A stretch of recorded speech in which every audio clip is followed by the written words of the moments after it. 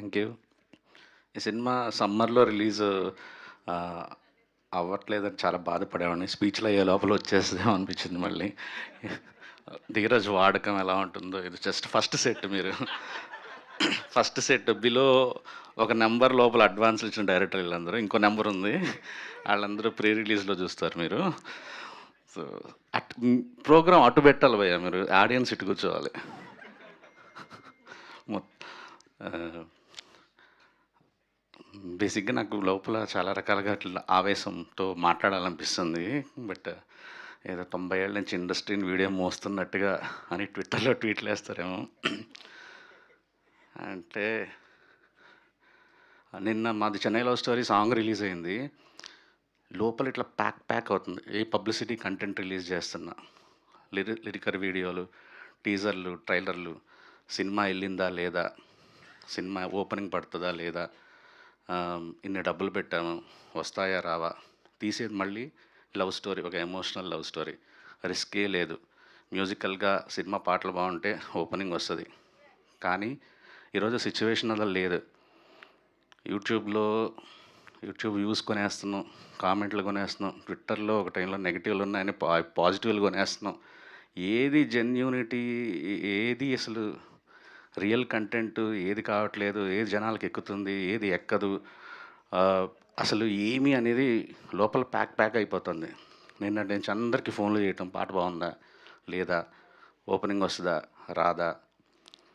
So జనాలకు కూడా మేమందరం అంటే ఇండస్ట్రీలో అందరూ అంటే కొద్దిగా ఎక్కడో విరక్తి వచ్చేసింది. చాలా అంటే భయం వేస్తుందనమాట నాకు. నేనేంటంటే అరే ఇలా చేసుకుంటా పోతే అసలు ఏం కథలు రాయాలి, ఏం సినిమాలు తీయాలి, ఇంత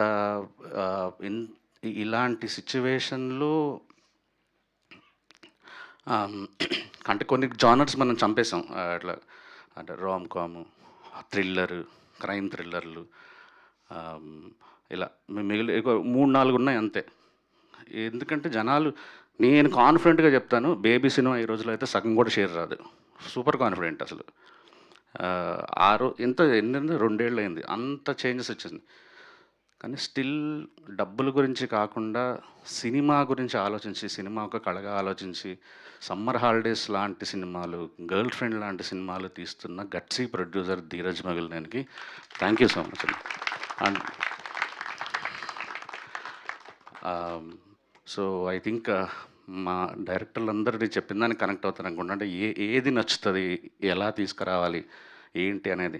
అంటే ఆడియన్స్ గొంతు పిసికిట్లాగా, ఎంత బ్లడ్ ఇట్లాగా పిండితే అంత డబ్బులు వస్తాయి అనే ఫీలింగ్లో ఉన్నట్టున్నాం మనం. అసలు ముందాళ్ళకి సినిమా మీద ప్రేమ మళ్ళీ కలిగించాలి, ఇండస్ట్రీ మీద గౌరవం మళ్ళీ కల్పించాలి. అట్లా వస్తే ఈ టెన్షన్ నుంచి బయటకు వస్తారు చాలామంది film makers. I think Dheeraj లాంటి ప్రొడ్యూసర్స్ ఇట్లా మంచి కథలు విని తీయాలి. కథలు మంచి సెలెక్ట్ చేసుకొని ఇంతమందికి నరేషన్లు ఇప్పించకండి. ఓకే, అది ఆ చేంజెస్ మళ్ళీ డైరెక్టర్ని చేయమని చెప్పకండి దయచేసి. Okay. And Srikar, all the best. And ఇలాంటి కథ తీసుకోవడం చాలా సంతోషం. పెద్ద హిట్ అవుతుంది అనుకుంటున్నాను. Kittu, good to see you. Kittu నేను చాలా చండాలమైన పాటలు రాసాం అప్పట్లో. అది చెప్పుకోలేము ఏం పాటలు అనేది, కొబ్బరి మంటలు. కాకపోతే తరగతి గది లాంటి అద్భుతమైన పాట నాకు ఇచ్చాడు. Thank you. అండ్ ప్రొడ్యూసర్ గిరి గారు, ఒక మేము ఫ్రెండ్షిప్ ఒక నెల 2 నెలల నుంచి, చాలా మంచి మనిషి ఆయన. అండ్ ఈ సినిమాతో ఆయన ప్రొడ్యూసర్గా చాలా బలంగా నిలదొక్కుని మా అందరికీ బలమయ్యి ఆయన ఏ రంగం చూస్ చేసుకున్న టాప్ పొజిషన్లోకి వెళ్ళాలని మనస్ఫూర్తిగా కోరుకుంటున్నాం గిరి గారు. All the best. And ma'am, తొలి ప్రేమ నుంచే లైక్ మా అందరికీ మీరు ఒక ఫ్యామిలీ మెంబర్ అయిపోయారు. మన రిలీజ్లప్పుడు కూడా మీ సీన్ కోసం అందరం అట్లా ఎదురు చూస్తున్నాము యాక్చువల్లీ. అండ్ హర్షిని, మా నెల్లూరు. అండ్ ఇట్స్ నిజంగా సర్ప్రైజ్. నేను వారం క్రితం చూసి నీకు ఫోన్ చేద్దాం అనుకున్నాను. ఎంత ఎంత అమేజింగ్ ఉంది ద ట్రాన్స్ఫర్మేషన్, భాష, ఎవ్రీథింగ్. అండ్ ఐ నో నువ్వు ఎంత మంచి పెర్ఫార్మర్ అనేది. బెస్ట్. ఇక్కడ నుంచి చాలా చాలా మంచి రోల్స్ అందరం రాయాలని మేము అందరం కోరుకుంటున్నాను. పిల్లలందరికీ ఆల్ ది బెస్ట్. అండ్ ఎవరైనా మర్చిపోయినేమో I don't know. And lovely to మన మ్యూజిక్ డైరెక్టర్ నాకు చాలా ఇష్టం.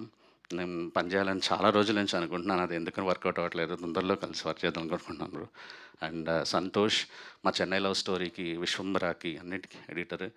అండ్ పెద్ద అంటే హీరో కమ్ ఎడిటర్ లాగా ఉంటాడు actually. I think Chennai love స్టోరీకి కూడా బెస్ట్ ఎడిటింగ్ వర్క్ చేశారు తను. సో అందరికీ all the best. Thank you so much.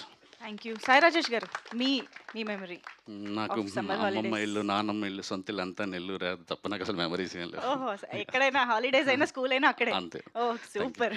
Thank you so much.